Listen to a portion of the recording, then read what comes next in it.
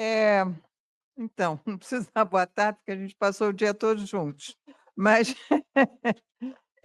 eu fiquei muito contente com a nós ficamos muito contentes com a possibilidade de incluir o lançamento desse livro, no evento INEU desse ano, por diferentes razões.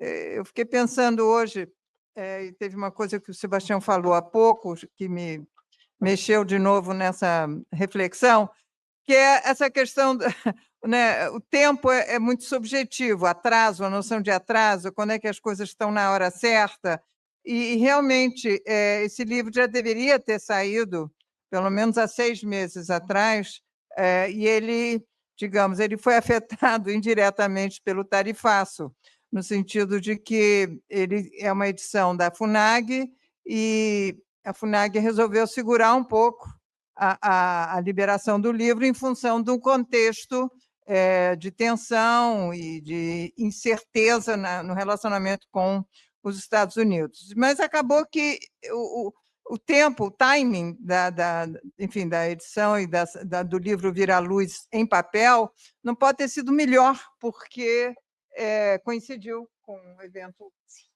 do INEU e permitiu a gente incluir esse livro e poder distribuí-lo ao público que interessa, não é? Quer dizer, de fato, os estudiosos dos Estados Unidos, das relações Brasil-Estados Unidos, pelo menos, eu diria que, enfim, uma percentagem maior do que 50% estão aqui incluídos ou vão ser informados sobre o livro. Então, não foi pensado assim, mas ficou muito bom. A segunda reflexão sobre a noção, digamos, às vezes subjetiva do tempo, é que uma aflição que existia era que o livro tinha saído tarde, que com tudo que vinha significando e que vem significando a administração, a volta do Trump ao poder e, obviamente, todos os conjuntos de turbulências produzidas no âmbito global e regional e nacional, que o livro teria perdido atualidade. Mas, escutando e pensando sobre o que o Sebastião falou agora há pouco, à tarde, e a importância que tem uma revisitação do que significou a administração Biden e o relacionamento do Brasil com os Estados Unidos durante esse período, eu acho que o livro ganhou uma nova importância, porque ele justamente, cada capítulo, né, ele, por uma questão de calendário, teve que concluir com o fim do governo Biden e com, enfim, a expectativa de uma mudança importante, mas que não estará aqui dentro. Mas ele é uma reflexão, digamos, multitemática, justamente do que significou no relacionamento com os Estados Unidos, porque ele se concentrou historicamente no período do século XXI, o que significava para o Brasil, naquele momento, as diferentes dimensões temáticas do relacionamento com os Estados Unidos. Ele é um livro que vai cobrir temas diversos, direitos humanos, tema mudança climática, as relações militares, bilaterais, temas comerciais, o industrialismo comparado, coisa que hoje, te escutando, Neuza, eu fiquei pensando, puxa, isso encaixa completamente nas reflexões que o Renato Bauman faz, justamente falando do que era a estratégia industrialista do período anterior e comparando com com o Brasil. Então, eu acho que tem reflexões que vão ficar mais ricas comparando com o que nós estamos vivendo nesse momento. E o último ponto, que também me deixou muito contente hoje, foi poder escutar a apresentação sobre o México e ver como, justamente, pensar comparativamente entre Estados Unidos, México e Estados Unidos, Brasil, é cada dia mais relevante e é alguma coisa que já está incluída nas preocupações do INEU, e o livro encaixa muito também nesse tipo de agenda. Eu acho que é isso que eu queria dizer. Bom, a sua avó, a Mônica, já, né, deu as coordenadas gerais do livro. né? Ele é abrangente. Eu só acho assim, a contribuição que pode ser, a gente conhecer a história é sempre extremamente importante, né? Como o livro abarca, né, o governo Collor, o governo do Trump, o governo Biden, etc., a gente repensar, reler o livro e ver agora, nesse momento, o que foi quebrado? Houve uma quebra de paradigma ou essa é uma revisitação da forma como, né, o Trump aprofunda certos temas e como o Brasil reage também na sua política externa, né? Fazer, então, essa comparação, eu acho que essa é a grande contribuição do livro. A gente queria, vamos dizer, atualizar ele, bom que não atualizou, né? Porque janeiro foi uma coisa, março foi outra, depois teve junho. É uma atualização eterna atualmente com o Trump, dada a sua imprevisibilidade. Então, eu acho que, embora já tenha, né, o livro para, né, antes dos anúncios de Trump, mas eu acho que, sobre esse aspecto, foi até mais esperto, senão a gente já estava aqui perdida. Ok. Obrigada, Mônica. Obrigada, Lia. Professor Sebastião.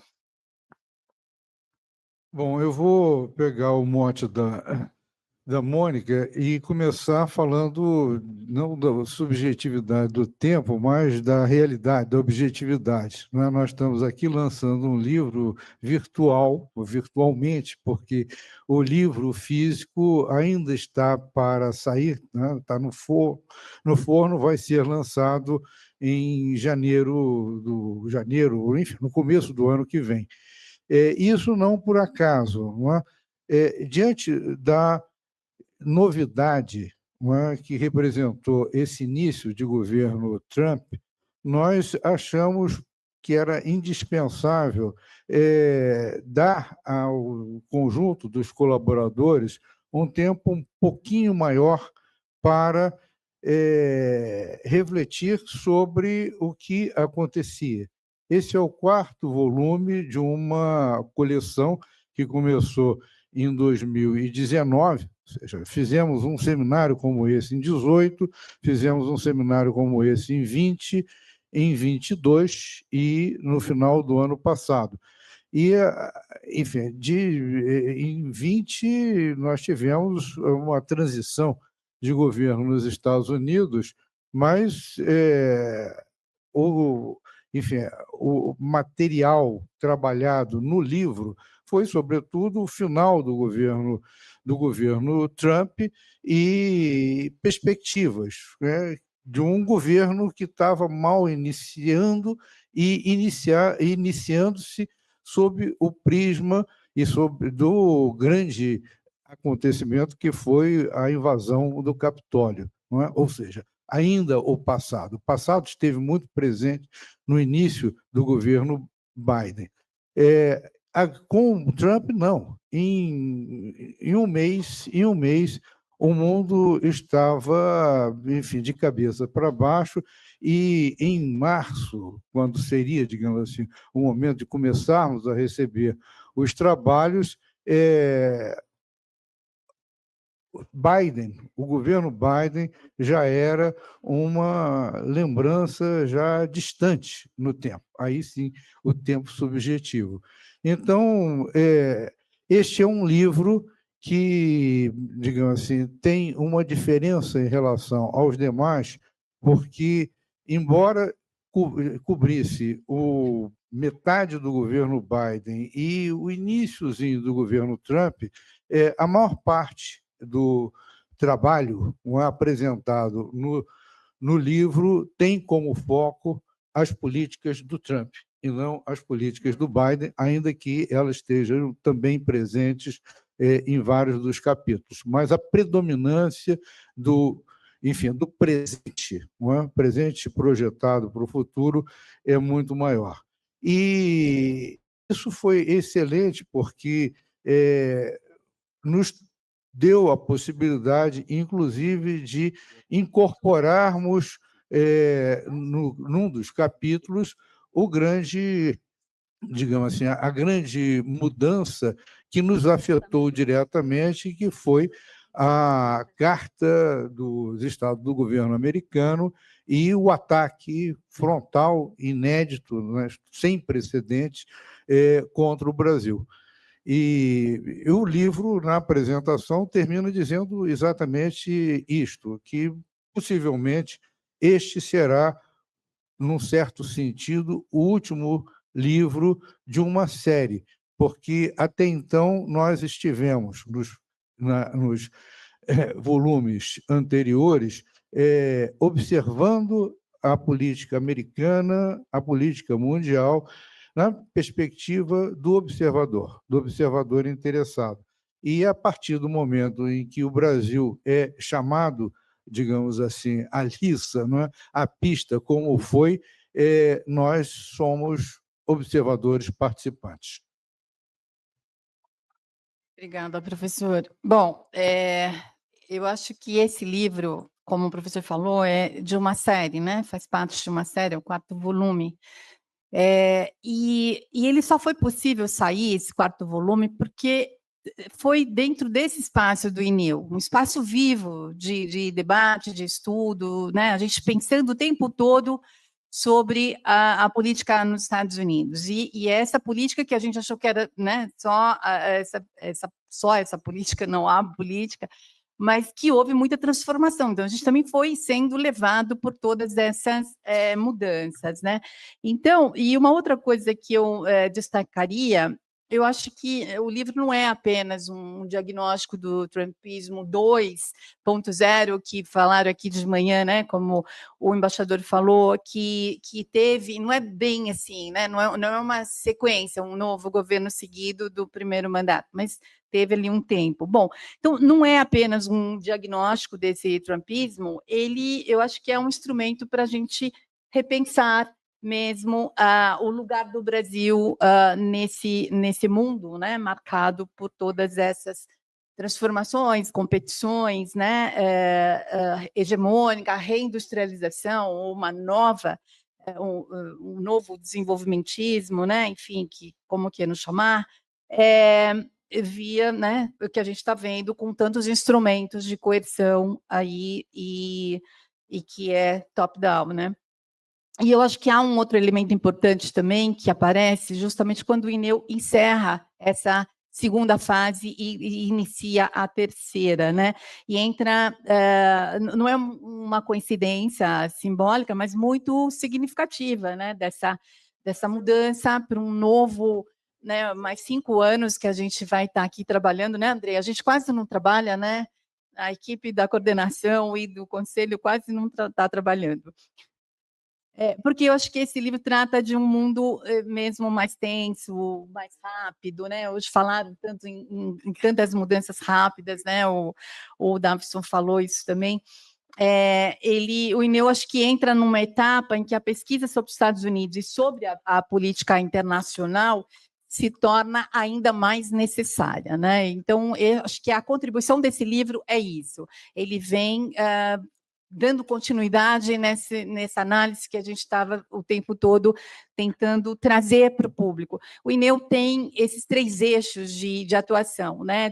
De pesquisa, de formação de novos pesquisadores e de capacitação, difusão, né, que a gente vai chamar de difusão, mas que entra aqui a capacitação mais abrangente, mais ampla. Eu acho que esse livro ele cumpre isso. Ele é uma demonstração disso. Eu acho que é o que eu tenho para falar. Não quero me estender para ninguém ficar morrendo de raiva do evento tão longo.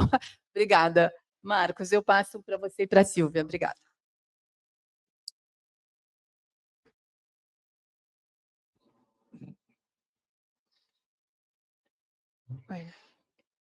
Boa tarde, de nuevo. Gracias por estos minutos. Quisiera yo decirles que me da mucha emoción presentar este libro, un esfuerzo que en México, cuando lo presentamos en un par de foros diferentes, nos dijeron que les daba mucho gusto, porque en realidad lo que podían apreciar es que los mexicanos y los brasileños en muy pocas ocasiones colaboramos en empresas como esta. Eso me dio una enorme satisfacción, pero quiero decirles que el mismo está basado en 3 preguntas que debieron analizar cada uno de los autores que de manera muy voluntaria accedieron a participar en la obra. Estas preguntas son: la primera, ¿cuál es el estado actual de las relaciones de cada uno de estos 8 países con los Estados Unidos? La segunda pregunta era: identifique por favor las contradicciones o problemas sensibles de esta relación y abórdelas para, en la tercera parte, poder plantear algunos escenarios prospectivos. A diferencia del libro que nos antecede, no habla todavía de Donald Trump ya en el poder. Precisamente nos quedamos en el periodo de elecciones de los Estados Unidos, viendo ya la fortaleza que tenía el movimiento Make America Great Again. Y para mí tiene un valor agregado por muchas razones. Una de ellas es que esta obra está pensada como una necesidad personal, pero del colectivo también, de mirar al otro en una relación que nos es común, pero que al mismo tiempo es muy diferente.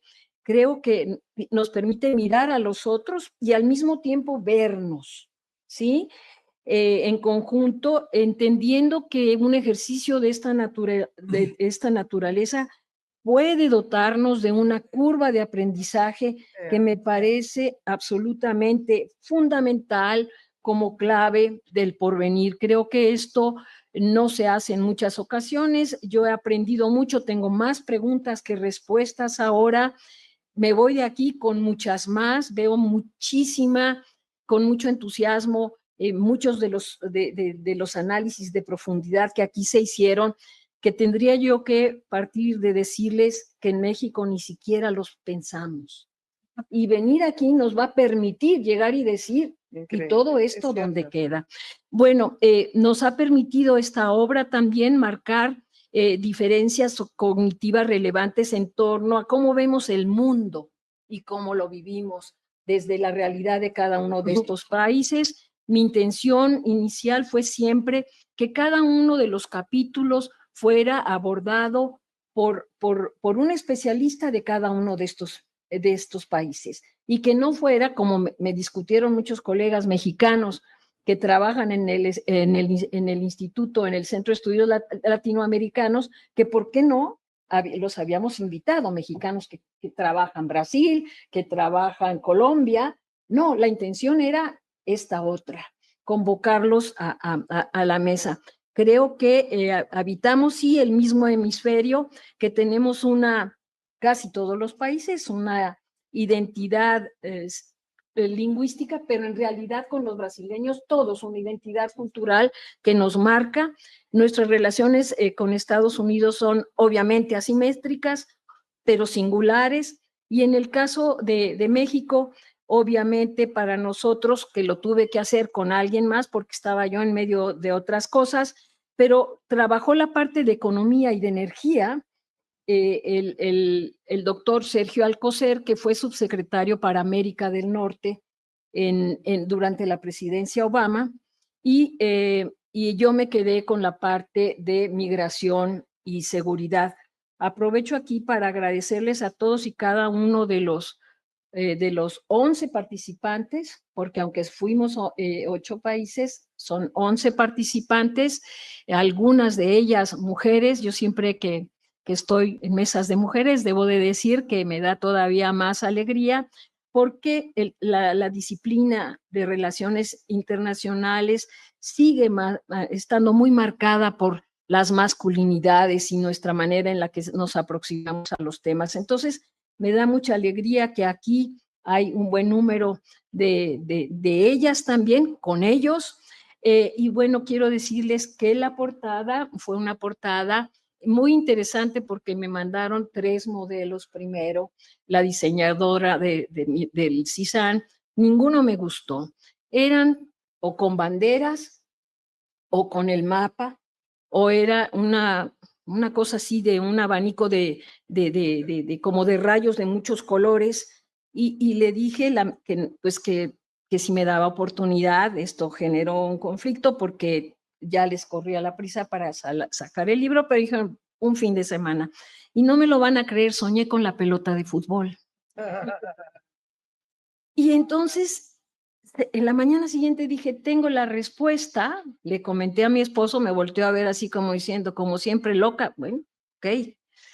Le digo, mira, en cada uno de los, no sé si son octágonos o hexágonos, las banderas. Me dice, bueno, pues sería bueno. Además viene el Mundial, ¿no? En América del Norte, un marcador interesantísimo. Y entonces hablé y le dije una pelota con estas características, pero no le dije nada más. Y 2 semanas después, cuando viene, dije, es fantástico. Porque, pues, le puso todo lo demás, el contexto, que para algunos en México me han dicho es el patio trasero.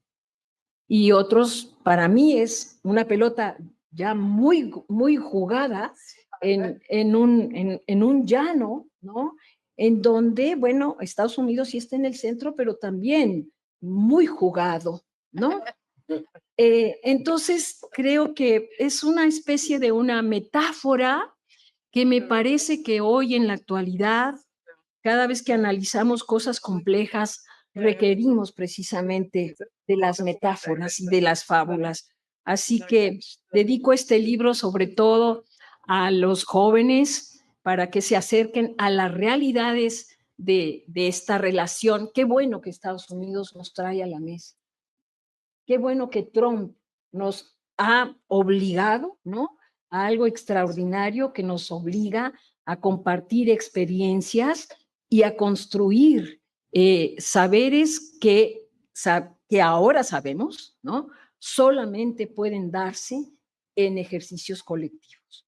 Así que, pues, les agradezco muchísimo la invitación a Sao Paulo, a Brasil, y les invito a que vengan a México, a la UNAM, y que continuemos haciendo más cosas. En México nos piden ya un nuevo ejercicio de continuidad a esto, que hable ya de Trump 2.0, y ya les dije, bueno, espérense a que avance el año que viene, que hay un proceso electoral y que nos dará mucho, mucho que decir, porque parece que hoy en Venezuela hay más noticias y tenemos el compromiso de incorporar a Venezuela y a Cuba si se deja también. Pero muchas gracias, y Marcos, por favor, que ha sido la estrella también de colaboración con el Brasil. Gracias. Muchas gracias, professora Silvia. Uma questão importante, até uma surpresa para a gente, né, do lançamento, né? A Neuza nos proporcionou isso. Esse livro ele já saiu em castelhano e ele está no forno para sair também em português, né, com apoio, né? Vai sair junto em janeiro, né, os 2 livros, A Volta de Trump e As Relações Estados Unidos e América Latina. Por fim, né, eu creio que esse livro tem uma importância simbólica, para além daquilo que foi colocado pela professora Silvia, que é o estabelecimento, o fortalecimento do relacionamento entre o INEU e o CISAM, né? Eu me recordo quando eu cheguei meio tímido em 2023, na Cidade do México, falei assim, olha, eu tenho uma apresentação aqui, estou aqui e tal. E imediatamente me jogam para mediar uma mesa sobre China. E que, para minha alegria, né, quem estava, um dos palestrantes era Leonardo e também Felipe Mendonça, que também fazem parte do INEU. De lá para cá, nós tivemos a visita de 2 professores, Juan Carlos Barron, que é o atual diretor do CISAM, e Luiz Edgardo Guel. Não, Ricardo Guel. Ricardo Guel, não, que é Luiz Edgardo Guel, né? E também nós tivemos no ano passado, o professor Roberto Cepeda. E a continuidade do... Luiz Coronado, né? E a Cláudia Maia também, que participou. Então, eu creio que é uma oportunidade grande para a gente aprofundar o diálogo entre o INEU e o CISAM, né? Considerando que o CISAM é um dos principais centros que pensam a relação da América do Norte, principalmente com os Estados Unidos no México. Então é isso, obrigado pela oportunidade.